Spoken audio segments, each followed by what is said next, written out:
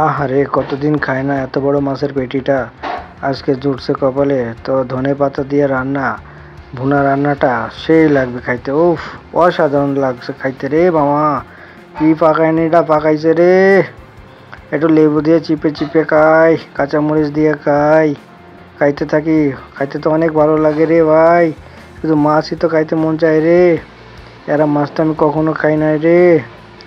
দুটা চারটা মাছ না হলে তো ভাত খেয়ে মজাই পাইব না রে। আর লেবু দিয়ে খাইতে তো অসাধারণ লাগছে রে। এই মাছ খাই খুব চিন্তায় পড়ে গেলাম রে। কে বানাইছে রে মাছটা? কিভাবে বড় হইলো রে মাছটা? কে লালন পালন করলো রে মাছটা? আর আমি খাইয়া ফেললাম রে মাছটা। মাছটা খাইতে যে এত স্বাদ, এত স্বাদ, কারে বুঝাই আমি। খাইতে তো অনেক ভালো লাগে রে। শুধু মাছই খাইতে মন চায়, মাছই খাইতে মন চায়। জামু কই আমি, একটু কাঁচা ঝাল দিয়ে খাইলে তো আরো বেশি ভালো লাগে। জামু কই, মাছের যে এত স্বাদ আমি বলে বুঝাইতে পারবো না। তো এরকম মাছ যদি প্রতিদিন পাই, প্রতিদিন খাবো ঘুরে ফিরে সকাল বিকাল। তা এখনই তো আমার মন চাই রে, একখানা পুকুর বানাই মাছের জন্যে। শুধু মাছ আর মাছ রাখবো, মাছ আর মাছ তুলবো আর খামু, তুলবো আর খামু। কত সুন্দর লাগে রে। মাছ দেখতে তো খুব ভালো লাগে রে।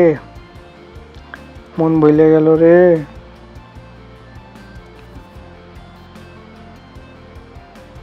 তো এরকম মাছ আপনারা কখনো খাইছেন? এক একটা মাছের ওজন ছিল 200 গ্রাম ওজন। দেখে তো মাথা নষ্ট হয়ে গেছিল আমার। খাইতে তো জানি যে অসাধারণ লাগবে। তো আসলে খাইতে অসাধারণ লেগেছে, খেতে খুব ভালো লাগছে আমার। মন ভরে গেল আজকে মাছ দিয়ে, মন ভরে ভাত খাইলাম, শুধু খাইলাম আর খাইলাম।